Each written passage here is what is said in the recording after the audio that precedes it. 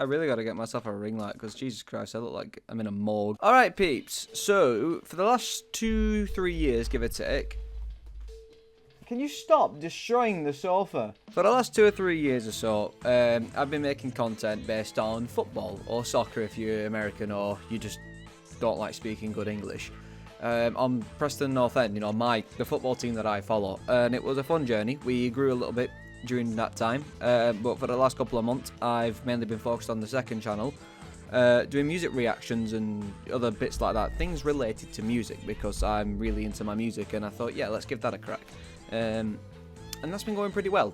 Some videos have been very well received, so I'm going to keep doing that. But in terms of what I want to do with this channel is still, I don't know.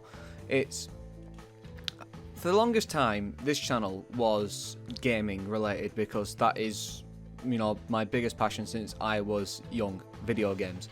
But they were very niche, a lot of the videos that I made. Most of the best performing videos outside of things that were massively reviewed and looked at, such as playing Sonic Unleashed on PC, playing Sonic 06 on PC, some very old GD videos and whatnot. The best reviewed videos were very niche ones, mainly coming from a very old series of mine called Honest Reviews, where I looked at games from my childhood, such as, let's just say, the SpongeBob movie video game, Finding Nemo on the PS2. I covered that game extensively. Games that basically hardly anybody has played in this day and age, but PS2 kids like myself might have played.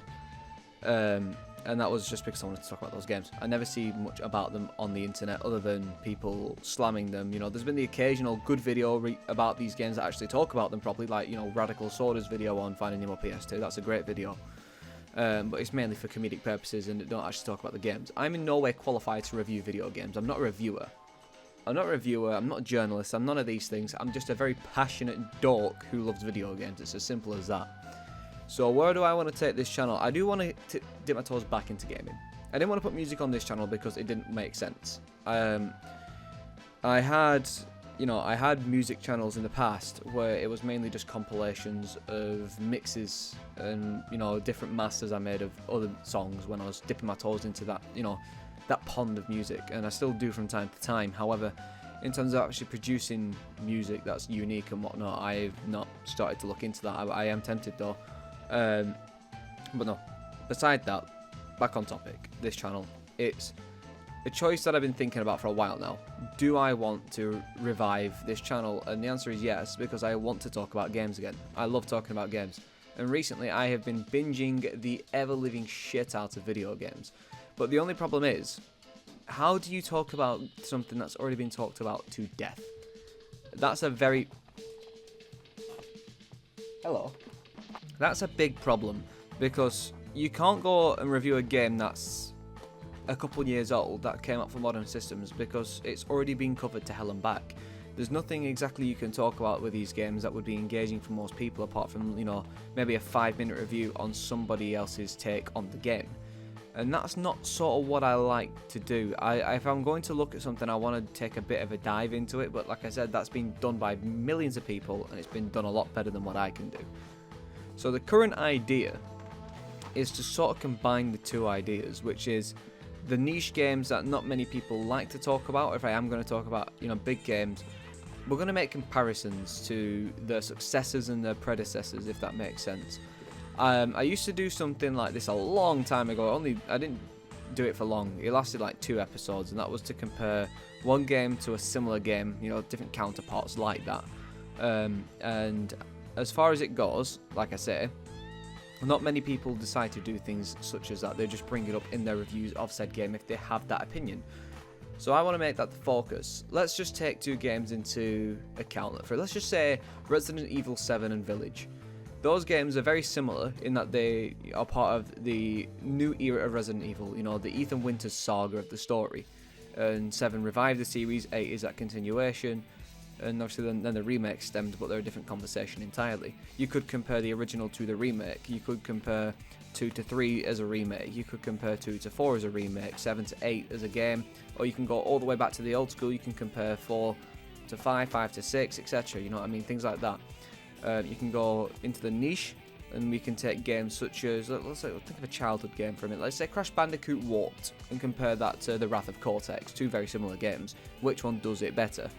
When I try and take nostalgia out of it, I'll have to replay the games to do that, of course. But looking into games such as, I'm just thinking more childhood games. Let's say Battle for Bikini Bottom. That got a remaster recently, and then it got a successor, the first new SpongeBob game in years, being the Cosmic Shake.